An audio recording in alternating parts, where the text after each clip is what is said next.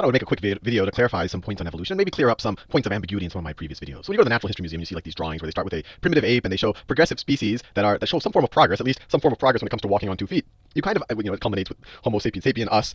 You imagine that evolution is kind of this process that creates better and better things. You imagine that there's this notion of progress, that as time goes on, each successive species is better than its first. And I want to be very clear that this notion of better really makes no sense in an evolutionary or natural selection context. That all that matters is fitness to your environment. Fitness to your environment, or the frequency with which you're able to reproduce in an environment, and which doesn't really match to our notion of better. So some people kind of think, well, what's going to be the next step in human evolution? And they imagine, some human with a big brain that can move things with mental energy and all of that, and can see through things, whatever else. They imagine some kind of progress. That, look, we're more intelligent. We can do all of these things that an ape couldn't do. Maybe the next stage in evolution somehow will be some type of superhuman. And I don't know what the next stage of evolution, if there is any next stage for I can't go into that debate. But the idea is that that's not necessarily the case. Even if you take our current human population, evolution, success in evolutionary terms is very different than success in our kind of societal definition. For example, if you have someone, let's say you have 2 people, this guy, some dude here, he's got a PhD, he's got an MD, he's got a lot of money. I mean, just, everything that society says success, but because he does MD, PhD, he's been in school a long time, and he decides not to have children, or he wants to be very responsible. He looks at how many people there are in the world, and the overcrowding, and the environmental impact. So let's say him and his wife, who is also an MD, PhD, and has all this money and degrees, and have spent a lot of their time in school, they decide to have one child.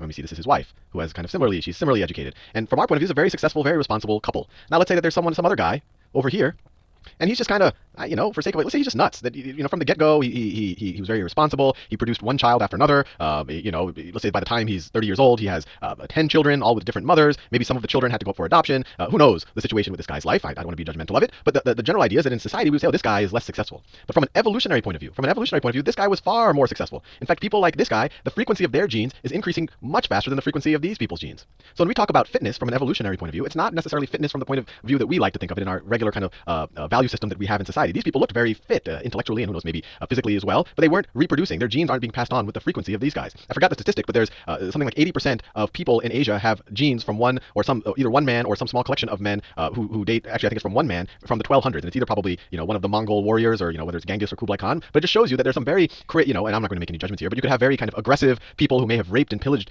whole societies, and they were very successful from an evolutionary point of view, even though we might think that their actions are despicable. So I want to give you the sense that there's not necessarily the sense of progress. I mean, if this pattern I described keeps happening, then this type of person will become less and less frequent in the gene pool, and this person will become more and more frequent in the gene pool. So we might end up with eventually a more aggressive human population, or a less quote unquote responsible one. So I want to make that one clarification, that evolution or natural selection is not just a series of progressive steps where we'll slowly become, or any organism becomes kind of a better and more intelligent and faster animal. It just depends on its environment and what's being selected for. Now the other thing I want to clarify is really some of the points I made on the video regarding intelligent design. In that video, my intention was not to really make a comparison between intelligent design and evolution. So you have evolution on this side, and you have intelligent design on this side. And I want to be clear, and I didn't maybe make it clear enough in that video, that this debate is an artificial one. Evolution really is the basis of modern biology. If you want to understand how the flu works, or if you wanted to understand the human genome, or if you wanted to understand heredity, evolution is a cornerstone of that. And it's not complete. Every day, every year, we're discovering more and more about how the process of natural selection works. There's still open debates. People aren't sure the pace at which evolution occurs, other factors that might make it occur faster, slower. But I want to be clear. This does explain all of our observations. Or let me put it this way: all of our observations in modern science are backing up evolution and natural selection. And if anything, it is the basis of modern biology. So if one were to deny natural selection and evolution, they're really denying our understanding of modern biology.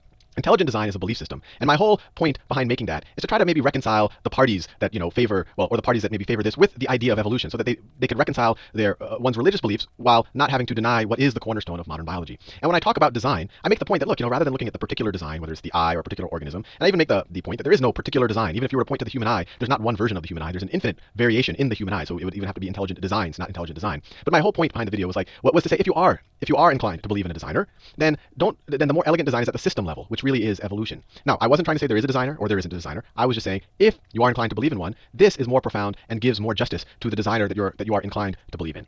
This is not science at all. Intelligent design is kind of it's a denial of what all of modern science is telling us today. And it's not a theory, as some proponents of it kind of put it in kind of, they kind of surround it with scientific sounding terms, but it's not a theory. You cannot test intelligent design. There's no data point that will confirm or deny whether somehow something was designed by some type of sentient creator. This is just a belief system that is essentially rejecting this. But I don't want to be disrespectful of those who believe in this belief system, because it comes out of closely held beliefs. My goal really is to reconcile that. And if you do want to give your belief in a creator due credit, you're better looking at the system rather than design. So I just want to make those 2 points, 2 clarifications. One on the evolution intelligent design quote unquote debate. It's not really a debate. This is kind of the cornerstone of modern biology. This is something that just rejects that. It isn't a provable or disprovable theory. And I want to make the point that evolution doesn't necessarily mean a straightforward line of progress and ever more intelligent and impressive creatures.